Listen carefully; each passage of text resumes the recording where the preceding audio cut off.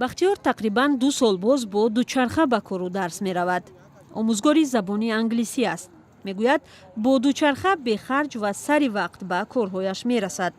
дар як рӯз ӯ аз 20 то 40 километр ҳаракат мекунад.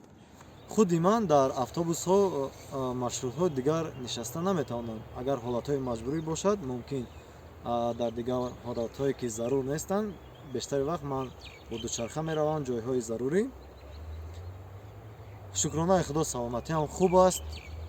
пешниҳоди ман ҳамин ки ҷавонон бештар хусусан занон падарону модарон ва инчунин духтарон низ бисёртар ҷалб карда шаванд. бахтиёр ба мақомот пешниҳод дорад ки барои ҳаракати дучархаҳо дар шаҳр шароит фароҳам кунанд ва дар назди донишгоҳҳо таваққуфгоҳҳои дучарха бисозанд. бо сабаби набуди таваққуфгоҳ ӯ 2 бор дучархаашро гум кардааст. хушбахтона дар шаҳри азизамон дуздори дучархаронӣ хеле ҷавонон бисёр шудаанд. дар роҳу рӯ ман онҳоро мебинам ва мутаассифона дар ягон донишгоҳи душанбе фикр мекунам ки порки велосипед нест. ин дӯстдори дучархаронӣ мегӯяд дар замоне ки нархи роҳгирову харҷ зиёд шудааст дучарха метавонад беҳтарин дастёри арзону беминнат барои мардум шавад. барои донишҷӯён беҳтарин роҳ аст дучархаронӣ ки хароҷотҳояшон ҳадди ақал ба 40% пасттар мешавад. дар гузашта ҳам пешниҳодҳо барои ба кор омадан бо дучарха ва сохтани шароит барои дучархасаворӣ садо додааст. мақомот бо ташкили мусобиқаҳои оммавии велосипедронӣ ва эълони рӯзи дучархаронӣ солҳои ахир мехоҳанд таваҷҷӯҳи сокинонро ба ин варзиш ҷалб кунанд. чанде пеш дар тоҷикистон мусобиқоти қаҳрамонии осиё оид ба дучархаронӣ баргузор шуд. беш аз 400 варзишгар аз 27 кишвар ба Душанбе омаданд. ба шаҳре ки дар он дучархасаворон аз набуди роҳҳои махсус барои ин навъи нақлиёт мушкил мекашанд. Нету велосипедных дорожек отдельных.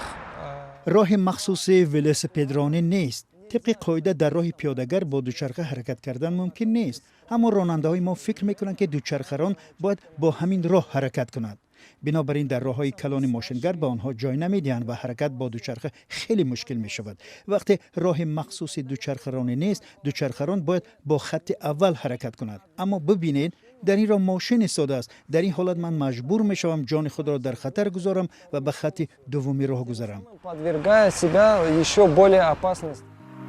22 километр. худи улуғбек ҳар рӯз бо дучарха ба кор меравад, аммо ба онҳое ки велосипедрони касбӣ нестанд ин корро тавсия намедиҳад. мегӯяд хатари ба садама дучор шудан зиёд аст. агар роҳу шароит дуруст мебуд, ба гуфтаи улуғбек, аз буҷаи ҳар хонавода маблағи зиёде сарфа мешуд.